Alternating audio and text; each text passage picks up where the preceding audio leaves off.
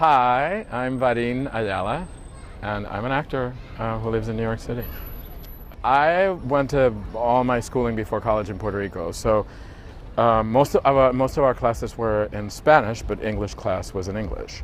And I mean, English was already my second language, and Shakespeare was this thing that I didn't get, and I completely didn't get it then. The very first time I was exposed to it was Romeo and Juliet in high school. My English teacher was out sick or something, and there was a substitute teacher. I remember like it being really hard to read, and there being no incentive to read it because this teacher, this substitute teacher had like told us the story of Romeo and Juliet.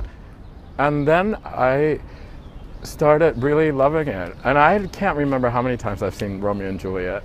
And I don't know if this is a little sophomoric, but it's still one of my favorite Shakespeare shows, especially when it's well done. Like, you really hope that they're not going to die at the end, but they do. It has made me really fall in love and then keep falling in love with words and language. I came to be a young actor in a not 20-something-year-old body. And so really, you know, the reason I delved into Shakespeare is because I still had those memories from high school that I didn't know what the hell it was about. And so I started studying in a conservatory, and then I did the Shakespeare lab at the Public Theater, and I was terrified. And I mean, I'm surprised that I got in with like Shakespeare monologues. I think one of the reasons I really stayed away from Shakespeare before I really had to get into it because I was an actor was because I didn't understand what actors were doing. I think it takes someone who's really curious, who really does want to understand what they're saying, and who will then, through that understanding, commit to some form of reality, you know?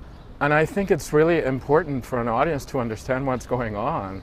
It's really interesting because I don't know that I remember a Shakespeare translation in Spanish. I must have read bits and pieces, but I'm fascinated by the sounds that words make. You know, like all these like Shakespeare teachers talk about the vowels and how like the emotion is in the vowels and the precision is when you're doing like an angry speech or you really want to get at someone, it's all in the consonants, and it's true. But I often wonder how that happens when you translate to another language and the word's completely different. It's made me be even more interested in that, and it makes me feel smarter to understand those words, you know. I love this guy. He's a fool, but he's a fool in love. He's also somebody I think that wants to fit into this bigger society of people around him. He's from another land, and I love all those things about it.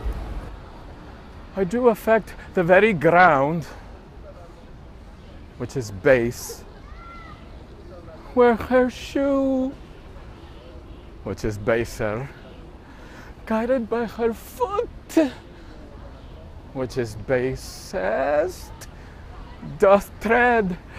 I shall be forsworn, which is a great argument of falsehood, if I love. And how can that be true love, which is falsely attempted? Oh, love is a familiar. Love is a devil. There is no evil angel but love.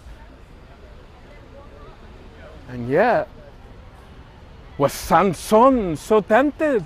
And he had an excellent strength. Yet, was Solomon so seduced? And he had a very good wit.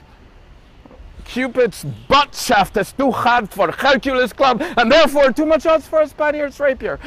The first and second costs will not serve my turn. The pasado he respects not. The duello he regards not. His disgrace is to be called boy, but his glory is to subdue men. Adieu, valor, roast, rapier.